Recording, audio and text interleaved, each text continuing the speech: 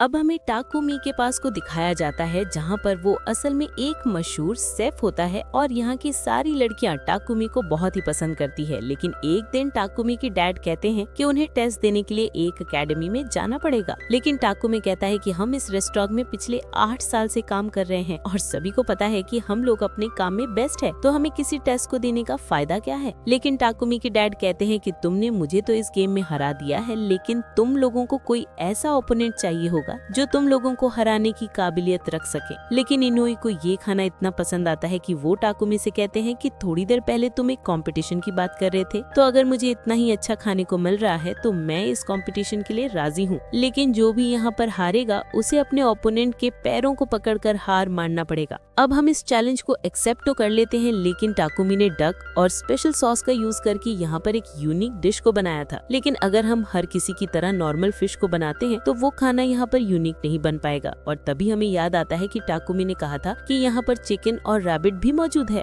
और तभी हम इनोई के पास पहुँच जाते हैं और कहते हैं कि इस फेंस के अंदर जितने भी सामान मौजूद है उन सभी को हम खाने के लिए यूज कर सकते हैं ना। जिस वजह से हम इनोई के स्नैक्स को भी उनसे छीन लेते हैं और इसे टाकुमी को पकड़ा के यहाँ से जाने लगते हैं। जिसके बाद हम मेगुमी को जल्दी से एक हर्ब की लिस्ट को बना कर देते हैं जिसे उन्हें ढूंढना पड़ेगा। जिसके बाद कुछ चिकन्स के साथ फाइट करते हुए हम यहाँ पर उनके एग्स को कलेक्ट कर लेते हैं। दूसरी तरफ जो हर्ब्स हमें चाहिए था मेगुमी ने उन्हें कलेक्ट कर लिया है और हम बता देते हैं कि हम असल में यहाँ पर एक फ्राइड डिश को बनाने वाले हैं। लेकिन मेगुमी यहाँ पर परेशान है क्योंकि इस डिश को बनाने के लिए ब्रेड या फिर कॉर्नफ्लोर का जरूरत होता है। दूसरी तरफ सारे बच्चे यहाँ पर कंफ्यूज होते हैं क्योंकि इतने सारे कोशिशों के बावजूद बस कुछ ही टीम को यहाँ पर पास किया गया है। जिस पर इनोई कहती है कि बार बार सेम ही चीज को खाकर वो बोर हो चुकी हैं और टाइम खत्म होने से पहले सब लोग अपने दूसरी ट्राई को भी कर सकते हैं। जिसे सुनकर सारे बच्चे फिर से यहाँ से भागने लगते हैं। लेकिन टाकुमी यहाँ पर बहुत ही परेशान होता है क्योंकि अगर हम यहाँ पर टाइम से नहीं आते हैं तो उसे हमें हराने का मौका नहीं मिलेगा। लेकिन तभी सोमा यहाँ पर पहुँच जाता है और अभी भी 15 मिनट बाकी हैं, तो चिंता करने की कोई भी जरूरत नहीं है। अब मेगुमी सारे हर्ब्स को तैयार करने लगती है। दूसरी तरफ हम फिश को काट के एग में डुबाने के बाद क्रैकर्स को लकड़ियों से तोड़ने लगते हैं और फिश को क्रैकर्स के साथ मिक्स करने के बाद हमारा खाना यहाँ पर तैयार हो चुका है। अब इस खाने को टेस्ट करके उन्हें बहुत ही क्रंची लगता है और उन्हें पता चल जाता है कि हमने एग में पेपर बर्ड्स को यूज करके सॉस को यहाँ पर बनाया है और साथ ही में सीजनिंग का यूज करने की वजह से इसका टेस्ट इतना यूनिक लग रहा है। जिसके बाद उन्हें ऐसा फील होता है कि वो असल में एक समुंदर की जल परी है जिसे एक जल परा आकर जकड़ लेता है। लेकिन इतने में सोमा और टाकुमी आपस में फाइट स्टार्ट कर देते हैं कि किसका खाना ज्यादा टेस्टी है। लेकिन इतने में इनोई हमें यहाँ पर पास करवा देती है और हमारा टेस्ट यहीं पर खत्म हो जाता है। लेकिन कई सारे स्टूडेंट्स को उन्होंने फेल करवा दिया है। लेकिन टाइम आता है ये बताने का कि किसका खाना ज्यादा बढ़िया था। लेकिन तभी इनोई को इमरजेंसी कॉल आ जाता है और हमारे क्लास को जल्दी से खत्म करने को कहा जाता है। जिसके बाद वो बिना कुछ कहे ही यहाँ से जाने लगती है। जिसके बाद टाकुमी कहता है कि एक दिन वो हमें फूड वॉर के लिए चैलेंज करने वाला है, लेकिन इसके लिए वो हमें तैयार रहने के लिए कहता है। अब बस में टाकुमी सोचता है कि इस खाने को बनाने के लिए उसने अपने सारे टेक्निक्स का यूज कर लिया है और उसे पता था कि इनोई उसी के खाने को बेस्ट बोलने वाली है, लेकिन शायद उसका लक अच्छा नहीं था। अब सभी के साथ मिलने के बाद हमें पता चलता है कि हमारे सारे फ्रेंड्स ने इस लेवल को पार कर लिया है। लेकिन तभी यूकी कहती है कि ये तो असल में एक 5 स्टार रेस्टोरेंट है, जिस वजह से हमें सारा दिन यहाँ पर आराम करने का मौका मिलेगा।